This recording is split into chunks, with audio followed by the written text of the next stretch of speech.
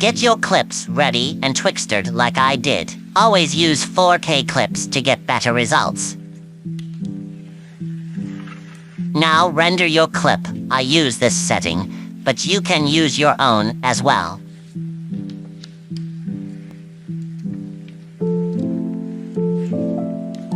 Once your clips are rendered, open Topaz Video AI. I'm using this version, as you can see. When Topaz opens, add your clip. Choose Proteus, copy my settings, and hit export to save.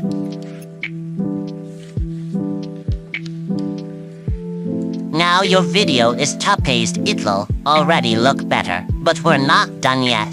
It still needs a good quality color correction. I've shared the exact CC I use in my ed. You can download it from the description. Add an adjustment layer, apply my CC, and boom, high quality clips. If your clip looks too sharp, just turn off the sharpen effect. Then render your final edit and you're done.